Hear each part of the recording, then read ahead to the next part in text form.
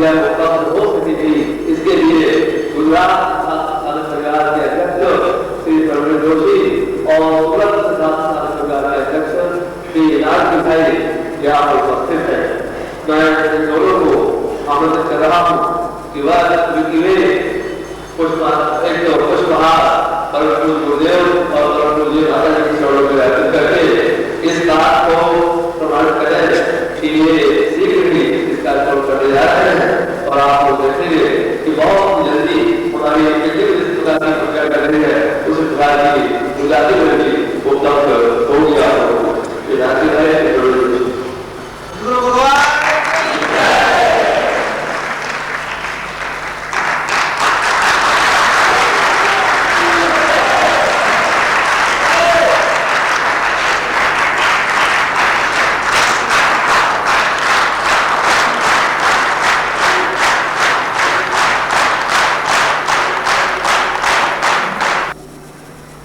प्रत्येक क्षण उसका मृत्यु की ओर ही गतिशील होता है। ऐसी स्थिति में जब पूरा जीवन मृत्यु की ओर उन्मुख होता है, जब मृत्यु उसके जीवन की अवश्यंभावी कड़ी हो जाती है, तब प्रत्येक मनुष्य और संसार के आज से 25,000 वर्ष पहले भी और आज भी मनुष्य का प्रयत्न यह रहा है कि वह मृत्यु पर विजय प्राप्त करे। आज चिकित्सा विज्ञान या साइंस या टेक्नोलॉजी, यह सब कुछ इस बात के लिए प्रयत्नशील है कि व्यक्ति किस प्रकार से जीवित रह सकता है, ज्यादा समय तक जीवित रह सकता है, दीर्घ जीवन जी सकता है, मृत्यु पर विजय पा सकता है। मगर इसका उत्तर साइंस के पास, विज्ञान के पास नहीं है। विज्ञान इसका उत्तर ढूंढ भी नहीं सकती, विज्ञान कुछ कर भी नहीं सकती। हम चाहे विज्ञान कितना ही टेक्नोलॉजी कर दे, चाहे वो वायुयान बना दे, चाहे और कुछ कर दे, मगर जो ईश्वर कर सकता है, जो ईश्वर का विधान है, जो ईश्वर ने एक विधान रचा है, भगवान शिव ने जो एक क्रिया रची है कि एक गाय घास खाती है और उस घास को दूध में बदल देती है। विज्ञान नहीं बदल सकता। विज्ञान के पास वो टेक्नोलॉजी नहीं है कि घास को दूध में बदल दे। ऐसा यंत्र उसके पास है भी नहीं, वो भी नहीं सकेगा। वह मनुष्य वृद्धता की ओर जा सकता है, बुढ़ापे को बदल नहीं सकता, कम नहीं कर सकता, मनुष्य की चिंताओं को दूर नहीं कर सकता, मनुष्य के तनाव को दूर नहीं कर सकता, मनुष्य की बीमारी को दूर नहीं कर सकता।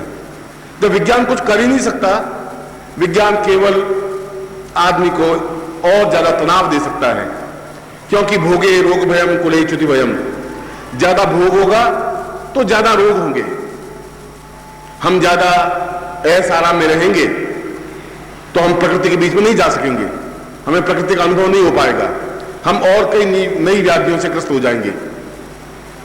और जीवन का एक क्रम इस मृत्यु के रास्ते पर, इस श्लोक में, जो श्लोक मैंने आपके सामने रखा, इस श्लोक में यही बात कही गई है कि मृत्यु की ओर जाने वाले व्यक्ति के जीवन में यदि उसका सौभाग्य हो, सौभाग्य का तात्पर्य है यदि उसने पूरे जीवन में कुछ पुण्य संचय किए हो, यदि इस जीवन में उसके कुछ पुण्य हो, यदि उसने ऐसा सुकृत कार्य किया हो, क्योंकि व्यक्ति का लेखा जोखा तो उसके पास है ही, पूरे जीवन का भी, इस जीवन का भी। कई बार हमने जीवन को और मृत्यु को एक दायरे में बांध दिया है कि जिस क्षण पैदा हुआ वह जीवन शुरू है, जिस क्षण मर जाता है वह जीवन समाप्त है। यह जीवन समाप्त या जीवन पैदा होने की क्रिया नहीं है, इससे पहले का भी जीवन है। यह तो एक पक्ष है, एक रास्ता, एक कदम है। इस कदम के बाद ये मेरा जीवन है, मैं और एक जीवन से इस जीवन में आया, फिर अगले एक जीवन में चला जाऊंगा, फिर चौथे जीवन में चला जाऊंगा, फिर पांचवें जीवन में चला जाऊंगा। यह जीवन मेरा पिछले जीवन से जुड़ा हुआ है। अगर जीवन श्रृंखला है, जीवन कड़ी है, तो पिछला जीवन अगले जीवन मिलकर के ही श्रृंखला बन सकती है। और पिछले जीवन की गणित, पिछले जीवन का हिसाब किताब मेरे जीवन में है ही। उस वजह से इस जीवन में भी व्यक्ति सुख दुख, शोक अभाव, दुख कष्ट पीड़ा आनंद भोग सकता है, भोगता है। ऐसे कई बार देखते हैं कि उच्च कोटि का पंडित भगवान शिव की पूजा करने वाला, भगवान विष्णु की पूजा करने वाला, और उसके घर में कुपुत्र पैदा हो जाता है। वो समझ नहीं पा रहा कि मेरे घर का वातावरण धार्मिक है, मेरे घर में कभी कोई तकलीफ, ऐसी कोई बात हुई नहीं, फिर मेरे घर में कुपुत्र पैदा कैसे हुआ? ये इस जीवन के तो कोई गणित में है ही नहीं उसके, इस जीवन में उसने किसी को दुख दिया ही नहीं, इस जीवन में तो निरंतर महीने स्तोत्र का पाठ किया, रुद्राभिषेक किया। फिर ऐसा क्यों हुआ? इसलिए कि पिछले जीवन की गणित भी उसके सामने जुड़ी हुई है, और जब पिछला जीवन देखेंगे नहीं, इस जीवन को समझ भी नहीं सकेंगे। और इसीलिए इस ऋषि ने जो मैंने आपके सामने सूत्र दिया कि व्यक्ति संपन्न होता है और निर्धन भी हो जाता है, करोड़ों रुपए कमाता है, और एक क्षण ऐसा भी आता है उसके जीवन में कि उसके हाथ में 5 रुपए भी नहीं रहते। ऐसे सैकड़ों उदाहरण है। मेरे जीवन में ऐसे कम से कम 50 उदाहरण है। मैं बिहार के सेठ जी के पास में, या मैं दूसरा उदाहरण दूं, मुंबई के उदाहरण दूं। मुंबई में सेठ सांगीदास जी थे, शायद आप में से मुंबई को रहे हो, तो सांगीदास जी कॉटन किंग कहलाते थे, और इतने बड़े सेठ कि जब वो इंग्लैंड गए तो पूरा जहाज किराए पर किया। जहाज में पानी के कम से कम 300 ड्रम भर के रखे गंगा जल के, कि गंगा जल के अलावा कुछ पिएंगे नहीं। 250 लोगों की 250 नौकरों को साथ लिया, और पूरे जहाज से इंग्लैंड गए अपनी जिंदगी में सेठ सांगीदास। और वहां जाकर के जिस होटल में ठहरे, उस होटल को खरीद लिया कि किराए के होटल में मैं नहीं ठहरता हूं। उस होटल वाले को पूछा, तुम्हारा कितना किराया, होटल कितने का है? तो उसने सोचा मजाक में कोई भारतवर्ष का कोई आदमी कह रहा है, तो उसने कह दिया कि $5 करोड़। उसने $5 करोड़, $5 काट के दे दी, होटल ले लिया। 3 महीने होटल में रहे, और जब रवाना हुआ तो वहां के बैरे को होटल देकर के वापस आ गए। सेठ, इस लेवल के सेठ को भी मैंने देखा है, और उनके घर में मैं रहा हूं, गया हूं, और उसकी हालत यह भी देखी है कि वो कालवा देवी रोड पर सड़क पर पड़ा हुआ भी देखा है। खाने को रोटी नहीं थी, कोई जाता हुआ डबल रोटी का टुकड़ा फेंक देता तो खा लेता। उस हालत में भी मैंने उसको देखा है। दोनों हालत मैंने देखी है। इसलिए जीवन में यह जो अभाव और यह जो जीवन की संपन्नता, यह जीवन की उच्चता और जीवन की निम्नता, यह पूर्व जीवन के पुण्यों और पापों के वशीभूत होकर के ही आती है। और इसीलिए इस जीवन में हम मृत्यु की ओर बढ़ते हैं निरंतर। और फिर वो श्लोक के रचयिता ऋषि कह रहे हैं कि जब ऐसा बढ़े, तब एक क्षण तुम्हारे जीवन में ऐसा जरूर आएगा जब तुम्हारे सामने से कोई गुरु निकलेगा, उस पगडंडी पर निकलेगा जरूर। ये अलग बात है तुम पहचान नहीं सको और तुम पास में से निकल जाओ, मगर उस क्षण यदि उसके पांव पकड़ लेते हैं तो ठीक उसी समय तुम्हारा जीवन टर्न अप हो जाता है, चेंज हो जाता है। मृत्यु और माम अमृतम गमय, वो रास्ता बता देता है कि ये तुम्हारा रास्ता मृत्यु का है, ये पगडंडी नहीं, इस तरह से चलना है, ये साधना करनी है, ये शिव सूत्र है, ये व्याख्या है, ये शिवाभिषेक है, ये रुद्राभिषेक है। और यह स्थान ही अपने आप में महाकाल का स्थान है, जहां काल तो कुछ खड़ा हो ही नहीं सकता। चंद्रशेखर माश्रये मम किम करिष्यति वै यम, यम कहेगा भी क्या? जब चंद्रशेखर मेरे सामने खड़े हैं तो यम कहां खड़ा होगा, कैसे आ सकता है? इतनी अगर आप में प्रबुद्धता है, इतनी श्रेष्ठता, इतनी ताकत, इतनी क्षमता है, तो जीवन में यम तुम्हारे सामने मृत्यु आ ही नहीं सकती। जब मृत्यु नहीं आएगी, मृत्यु और अमृतम गमय, मृत्यु अपने आप में अमृत्यु की ओर गतिशील हो जाएगी। और अमृत्यु जीवन की पूर्णता है। अमृत्यु का मतलब यह नहीं कि हम मरे नहीं, अमृत का मतलब है कि हम जीवन में अमृतमय बने, यौवनवान बने, स्फूर्तिवान बने, चैतन्य बने।